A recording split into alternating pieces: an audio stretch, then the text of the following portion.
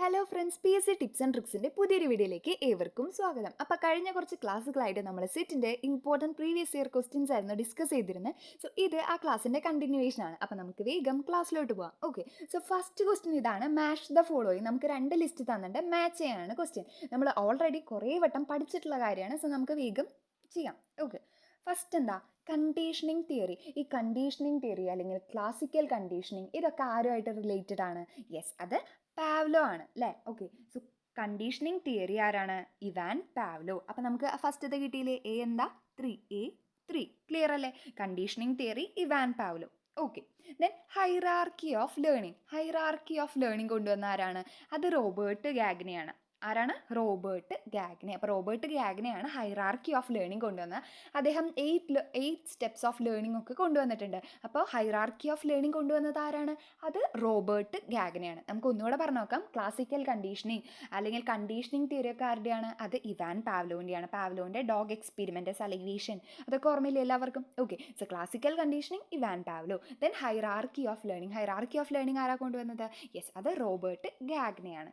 Then insight learning, insightful learning, അതായത് trial and എററിനൊക്കെ പകരം ഇൻസൈറ്റ്ഫുൾ ലേണിംഗ് ഇതൊക്കെ കൊണ്ടുവന്നത് ആരാണ്? അത് ഗെസ്റ്റാൾട്ട് സൈക്കോളജിയാണ്. ആരാണ്? Gestalt psychology. അതിൽ വരുന്നത് ആരൊക്കെയാണ്? കൊഹ്ലറൊക്കെ അല്ലേ. സോ കൊഹ്ലറൊക്കെ എന്താണ്? ഗെസ്റ്റാൾട്ട് സൈക്കോളജിസ്റ്റ് ആണ്. ഓക്കെ അല്ലേ. അപ്പോൾ ഇൻസൈറ്റ് ലേണിംഗ്, ഗെസ്റ്റാൾട്ട് സൈക്കോളജി. അവരെന്താ പറഞ്ഞത്? ട്രയൽ ആൻഡ് എറർ മെത്തേഡിനൊക്കെ പകരം ഇൻസൈറ്റ്ഫുൾ ലേണിംഗ്, മീനിങ് ഫുൾ ലേണിങ്ങിനൊക്കെയാണ് എന്ത് അവർ ഇമ്പോർട്ടൻസ് കൊടുത്തിരുന്നത്. ഓക്കെ അല്ലേ. അപ്പോൾ ഇൻസൈറ്റ് ലേണിംഗ് ആരാണ്? Gestalt psychology. Then self actualisation. Self actualisation ആരുടെ കോൺസെപ്റ്റാണ്? നമ്മുടെ കാൾ റോജേഴ്സിൻ്റെ. ആരെയാണ്? Carl Rogers. അതുപോലെ തന്നെ എബ്രഹാം മാസ്ലോ. ഇവരൊക്കെ എന്താണ്? നമ്മുടെ സെൽഫ് ആക്ച്വലൈസേഷൻ ഈ ഒരു കോൺസെപ്റ്റിനൊക്കെ ഇമ്പോർട്ടൻസ് കൊടുത്ത ആരാണ്? അത് കാൾ റോജേഴ്സ്, എബ്രഹാം മാസ്ലോ ആണ്. ഇവിടെ ആരാ തന്നിട്ടുള്ളത്? അത് കാൾ റോജേഴ്സ് ആണ് അല്ലേ. സോ നമുക്ക് ആൻസർ കിട്ടിയില്ലേ. അപ്പോൾ A3 എന്താണ്? Conditioning theory Pavlov. Then B എന്താ? B hierarchy of learning. ആരാ കൊണ്ടുവന്നത്? Robert Gagne. B4. Then C എന്തായിരുന്നു? Insight learning. അതാരാ കൊണ്ടുവന്നത്? ഗെസ്റ്റാൾട്ട് സൈക്കോളജി അല്ലേ. ദെൻ ഡി എന്താ? Self actualisation. സെൽഫ് ആക്ച്വലൈസേഷൻ ആരാ കൊണ്ടുവന്നത്? അത് കാൾ റോജേഴ്സ്, അതുപോലെ തന്നെ എബ്രഹാം മാസ്ലോ ഒക്കെ. അപ്പോൾ D2. അപ്പോൾ ഓപ്ഷൻ സി ആണ് കറക്റ്റ് ആൻസർ. എല്ലാവർക്കും ക്ലിയർ അല്ലേ? ഓക്കെ, സോ നമുക്ക് അടുത്ത ക്വസ്റ്റ്യനിലോട്ട് പോവാം. സോ അടുത്ത ക്വസ്റ്റ്യൻ നോക്കാം. അടുത്ത ക്വസ്റ്റ്യൻ എന്താണ്?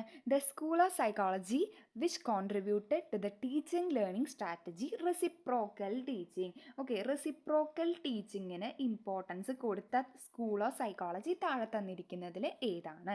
Constructivism, behaviourism, humanism, functionalism. ഏതായിരിക്കും? യെസ്, അത് കൺസ്ട്രക്റ്റീവ്സ് ആണ്. ഏതാണ്? കൺസ്ട്രക്റ്റിവിസം. അപ്പോൾ റെസിപ്രോക്കൽ ടീച്ചിങ് എന്ന് വെച്ച് കഴിഞ്ഞാൽ എന്താ?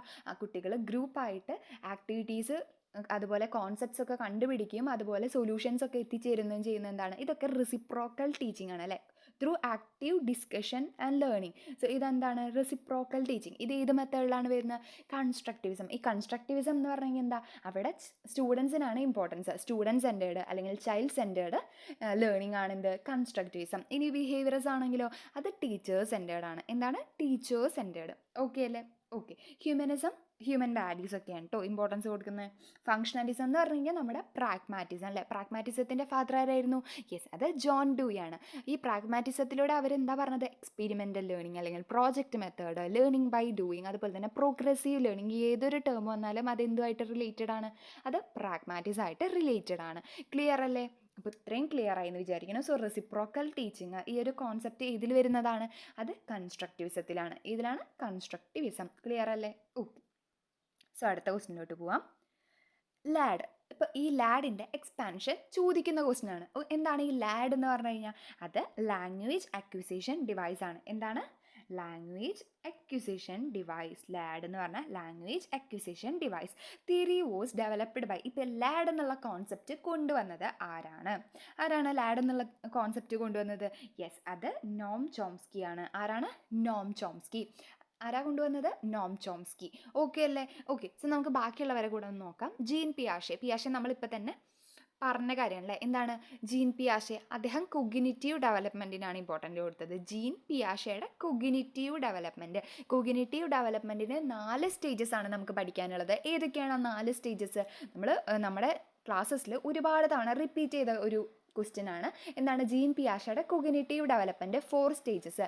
Sensory motor stage, pre operational stage, concrete operational stage, formal operational stage, ഇങ്ങനെ 4 സ്റ്റേജാണ് അദ്ദേഹം പ്രപ്പോസ് ചെയ്തത്. ഓക്കെ അല്ലേ?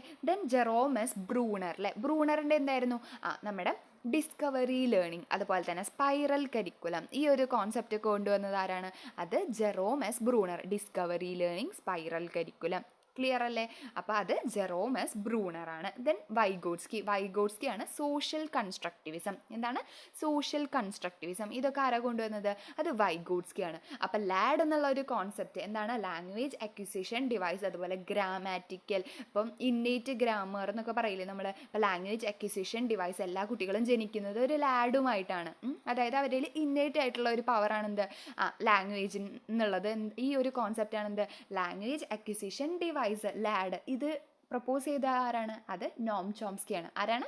നോം ചോംസ്കി. അപ്പോൾ ഇത്രയും ക്ലിയർ അല്ലേ? സോ ഇത്രയും ക്വസ്റ്റ്യൻസ് എല്ലാവർക്കും മനസ്സിലായി എന്ന് വിചാരിക്കുന്നു. സോ നിങ്ങൾക്ക് ഈ ക്ലാസ് ഇഷ്ടമാണെങ്കിൽ ഒന്ന് ലൈക്ക് ചെയ്യുക, യൂസ്ഫുൾ ആയി തോന്നുകയാണെങ്കിൽ ഒന്ന് സബ്സ്ക്രൈബ് ചെയ്യുക, അതുപോലെ മാക്സിമം ഫ്രണ്ട്സിനൊക്കെ ഷെയർ ചെയ്യുക. Thanks for watching.